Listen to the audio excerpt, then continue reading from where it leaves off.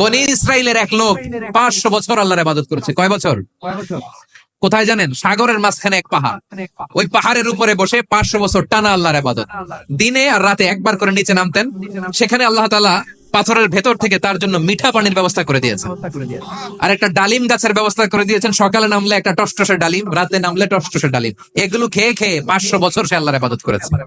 আর সে আল্লাহর কাছে বলেছে, আল্লাহ আমি যখন মারা যাব সেজদারত অবস্থায় যেন মারা যাই।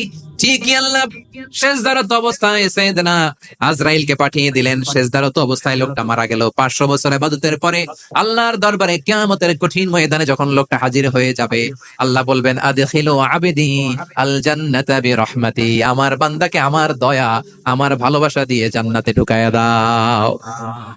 500 বছর ইবাদত করছে তো আমার দয়ায় আমার বান্দারে জান্নাত দাও। এই বান্দা বলে বালবি আমালি, আল্লাহ তোমার দয়া লাগবে কেন? আমি আমার আমল দিয়ে জান্নাতে যেতে চাই। কি দিয়ে? কথা বোঝে নাই বোধহয়। আল্লাহর এই বান্দা কি দিয়ে জান্নাতে ঢুকতে চায়? আমল দিয়ে। আল্লাহ বলছে আমার দয়ায় আমার বান্দার জান্নাতে নিয়ে যাও ফেরেশতারা। এ বলে আল্লাহ তোমার দয়া লাগবে কেন? সেজদা তো কম দেই নাই, জিকির করতে করতে 500 বছর শেষ করে দিলাম, আবার তোমার দয়া লাগবে?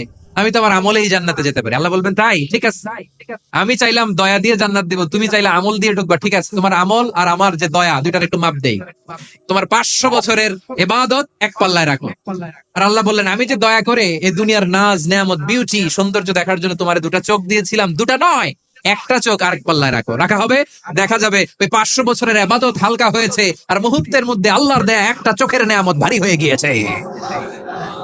আল্লাহ বলবেন তোমার কথা মতো মাপ দেয়া হলো, এবার ফলাফল দেখো, হিসাব বলে তুমি এখন জাহান্নামে যাবা, go to the hell fire, যাও এবার জাহান্নামে যাও।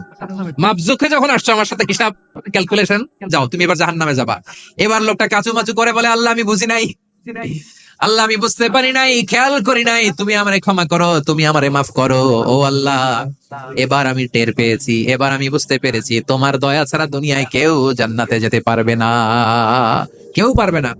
আল্লাহ বললেন ওরে গোলাম তুই তো কিছুই ছিলি না, অস্তিত্বহীনতা থেকে তোরে অস্তিত্বে আনলো কে? ওই ছোট্ট শুক্রাণু থেকে মায়ের পেটে 9 মাস তোরে খাবার দিয়েছে কে? আবার সুস্থতার সাথে দুনিয়ার বুকে তোরে ডেলিভারির ব্যবস্থা করে দিল কে? আবার তোর মায়ের বুকের ভেতরে 2টা খাবারের লাইনের ব্যবস্থা করে দিল কে? আবার তোকে শৈশব পেরিয়ে কৈশোর পেরিয়ে তারুণ্য, তারপরে যৌবন, এগুলো দান করলো কে? তার চেয়েও বড় কথা, পাহাড়ের মাঝখানে সাগরের মাঝখানে 500 বছর ইবাদত করার শক্তি তোর গায়ে দিয়েছে কে?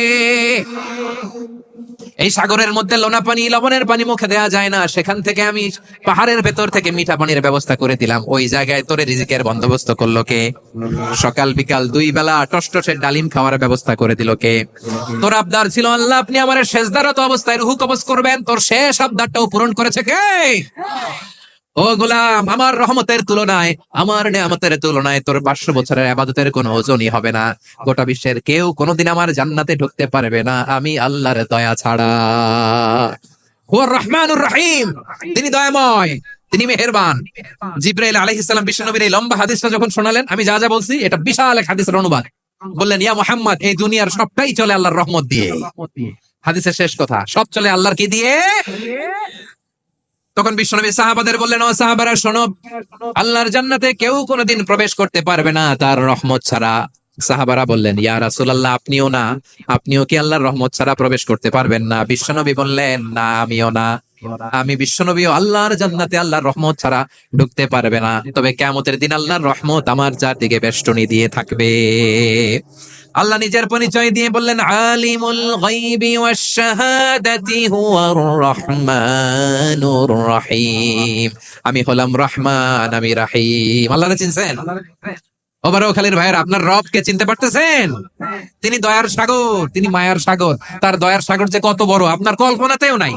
এজন্য আপনার পাপ যত বড় হোক, অন্যায় যত বড় হোক, অপরাধ যত বড় হোক, আপনার জুলুম যত বড় হোক, আল্লাহর রহমান নামের দরিয়া তার চাইতেও বড়। আল্লাহ বলেন খুলিয়া ইবাদিয়াল্লাযীনা আসরাফু আলা আনফুসিহিম লা তাকনাতু মির রাহমাতিল্লাহ ইন্নাল্লাহা ইয়াগফিরুয যুনুবা জামিআ ইন্নাহু হুয়াল গফুরুর রহিম। ও আমার গুনাহগার বান্দারা শোনো, জুলুম করেছো, ভুল করেছো, অন্যায় করেছো, আল্লাহর রহমত থেকে নিরাশ হয় না। আমরা বিশ্বাসীরা কঠিন কালে আল্লাহর রহমত থেকে নিরাশ হব না, ঠিক কিনা বলেন? আল্লাহর রহমত থেকে নিরাশ হবেন? ভুল করে ফেলছেন? আরে ভুল তো সবাই করে, পাপ হয়েছে, আরে পাপ তো সবার আছে, আমরা সবাই পাপী, সবাই পাপী। যত পাপ হোক, ভুল হোক, অন্যায় হোক, অনুতপ্ত হয়ে তওবা করে ওযু করে জায়নামাজটা বিছিয়ে সেজদা দিয়ে চোখের পানি ছাড়েন। চোখের বেয়ে পড়া পানি আল্লাহর কাছে যে কত প্রিয়। অনুতপ্ত বান্দার চোখের পানির ফোঁটা তার চোখ বেয়ে নাকের ডগা বেয়ে জমিনে ড্রপ করার আগেই আল্লাহর ওই বান্দার সব গুনাহ মাফ করে দেয়। আল্লাহ বললেন আমি রহমানুর রহিম, আমি দয়াময়, আমি মেহেরবান। এরপর আল্লাহ বলেন হুয়াল্লাহুল্লাযী লা ইলাহা ইল্লা হুয়াল মালিকুল কুদ্দুসুস সালামুল মুমিন। ওয়াল্লাহুল্লাযী, তিনি এমন আল্লাহ, লা ইলাহা ইল্লাহু, তিনি ছাড়া কোনো ইলাহ নাই। আল মালিক, তিনি হলেন আল মালিক।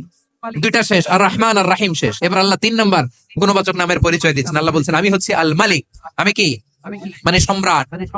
আল মালিক মানে হচ্ছে the king, the king of kings, সব রাজার বড় রাজা, মহারাজা। তার চেয়ে বড় রাজা আর কেউ নাই, তার চেয়ে বড় সম্রাট আর কেউ নাই, তার চেয়ে বড় ক্ষমতা তোর সত্তা মহাবিশ্বে দ্বিতীয় কেউ নাই। চিৎকার করে বলেন ঠিক কিনা? তিনি আল মালিক। আল মালিক মানে ক্ষমতাধর, ক্ষমতার মালিক, রাজা ধীরাজ বাদশাহ। তার ক্ষমতা আর আমাদের ক্ষমতা একরকম নাকি? হ্যাঁ, আমাদের দুনিয়াতে ক্ষমতা অস্থায়ী ক্ষমতা, ঠিক কিনা বলেন? আজ আছে কাল নাই, এরকম না ক্ষমতা? আল্লাহর ক্ষমতাও তো এরকম না, আজ আছে কাল নাই, এরকম।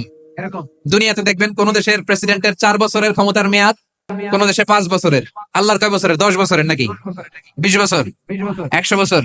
আল্লাহর ক্ষমতার মেয়াদ কতদিন বলেন? বুঝে থাকলে বলেন তো। চিরকাল তার ক্ষমতার মেয়াদ। চিল্লায় বলেন ঠিক কিনা? নিরঙ্কুশ ক্ষমতা, একচ্ছত্র ক্ষমতা বলতে যা বুঝায়, এই ক্ষমতা একমাত্র আল্লাহরই আছে।